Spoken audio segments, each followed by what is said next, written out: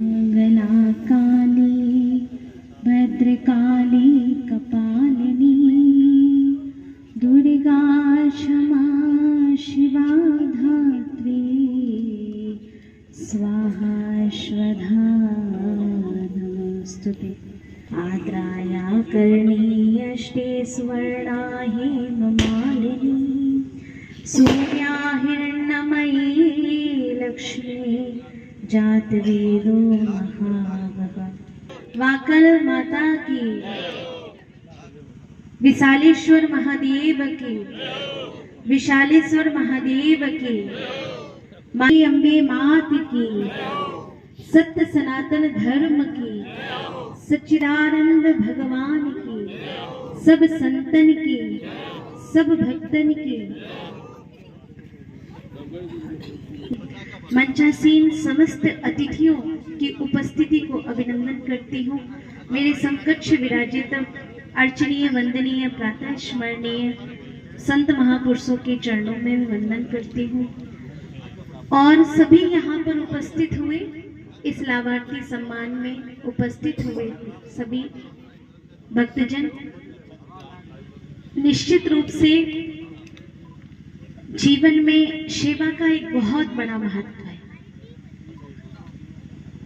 मेरा नहीं यह तन किसी का है दिया। जीवन में सेवा बहुत बड़ी भक्ति है और आप सभी यहाँ पर जो भी भक्तजन बैठे हैं सभी सेवक हैं। किसकी सेवक है? माँ भगवती जगदम्बा, जो पराम्बा माँ है, जो जगदम्बा है, जो आदि शक्ति माँ भवानी है, जो जगत कल्याणी है, जो संकटों का हरण करने वाली है, जो मन के विकारों का हरण करने वाली है, जो कलमश पापों का हरण करने वाली है। और सिर्फ वो इतना ही नहीं, जो कलयुग के पापों का भी हरण कर देती है। ऐसी माँ भगवती भवानी जगदम्बा माँ का स्वरूप भटियाणी माँ, जिनकी सेवा में आप सभी उपस्थित हो, निश्चित रूप से आप सभी एक बार अपने लिए ताली बजा लीजिए, क्योंकि सेवा सबके हिस्से में नहीं आती। इस सेवा के लिए ईश्वर चुनाव करता है।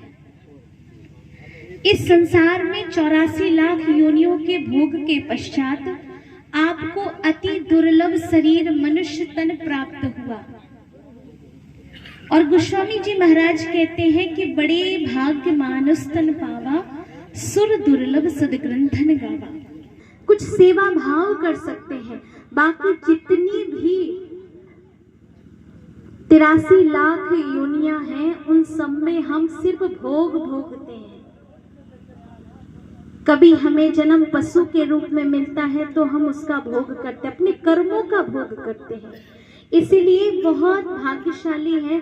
और विशाला से मैं तो कहती हूँ कि विशाला मेरा एक घर तो मेरा वात्सल्य है और दूसरा घर मेरा विशाला है। जानती हूँ यहाँ पे, और माँ भगवती ये मेरी माँ है और दोनों ही अक्षर देखिए तो वाह है, वा से वात्सल्य और वा से विशाला। और ये भाव कब, और एक बात और है, कहीं पर भी जाती हूँ, अगर किसी ने मेरे पास वात्सल्य में अगर सबसे अधिक सेवा के लिए कोई आ रहा है ना, तो विशाला से जुड़े हुए लोग ही आ रहे हैं वात्सल्य उन बेटियों की सेवा करने के लिए। और जब भी कहीं ना कहीं मिल ही जाते हैं, कोई बेटियों का सहयोग कर रहा है, कोई भोजन का सहयोग कर रहा है, सिर्फ इतना ही नहीं, कभी कभी तो पूरा ग्रुप के साथ में आकर वहां पर भोजन बनाना, बेटियों की सेवा करना और खुद भी बनाकर सभी बेटियों को जिमाना, ऐसे जैसे कि एक परिवार है मेरा।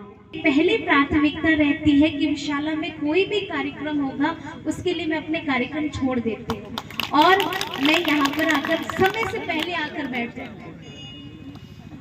और अब आपसे बात करती हूँ कि सेवा का महत्व के विषय में। जो आप सभी सेवा कर रहे हो इसका महत्व जरा विचार कीजिए कि किसी ने भोजन की राशि दी है, किसी ने डीजे की व्यवस्था की है, और अन्य जो भी व्यवस्थाएं हैं उन व्यवस्थाओं को करके आप सभी ने एक गोवर्धन पर्वत में लकुटियां लगा रखी हैं। और यह सेवा कार्य ऐसा है कि हम सभी एक भजन गुनगुनाते हैं ना, सीताराम सीताराम सीताराम कहिए, जाहि विधि राखे राम ताहि विधि रहिए, मुख में हो राम नाम राम सेवा हाथ में। हम कहते हैं ना, तू नहीं अकेला प्यारे राम तेरे साथ में।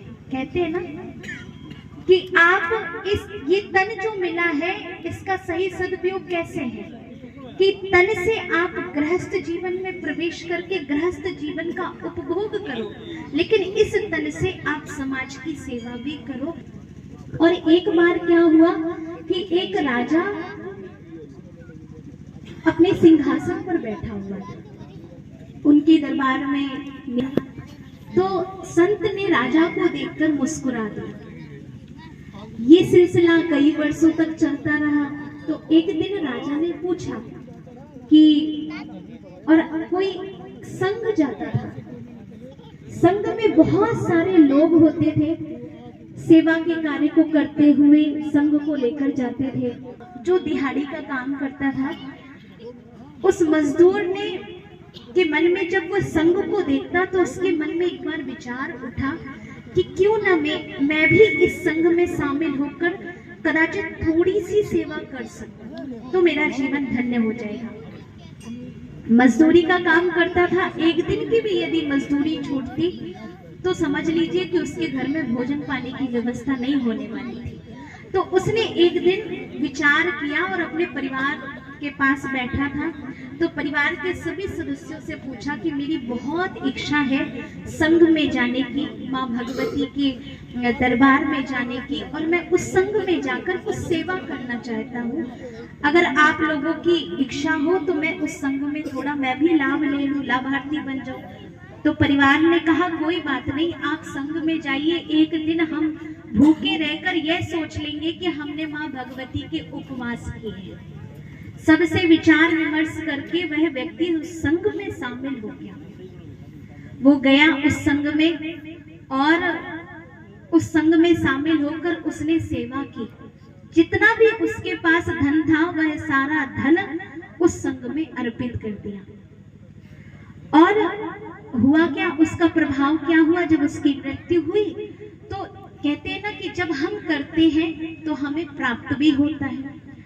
तो संत ने कहा, राजन तुम मुझसे बार बार पूछते हो कि मैं तुम्हें देखकर क्यों हंसता हूँ, तो आज मैं तुम्हें देखकर इसलिए हंस रहा हूँ कि जो मजदूर एक दिन के संग के प्रभाव के कारण तुम इस गद्दी पर बैठे हो, तुम राजा बने हो, उस संग में जाने के प्रभाव के कारण, उस संग में जो तुमने सेवा की, उस संग में जो तुमने माँ भगवती की आराधना की, उसका प्रभाव ये हुआ कि तुमने वह शरीर त्याग किया और इस शरीर में तुम एक राज्य के बहुत बड़े राजा बने हो।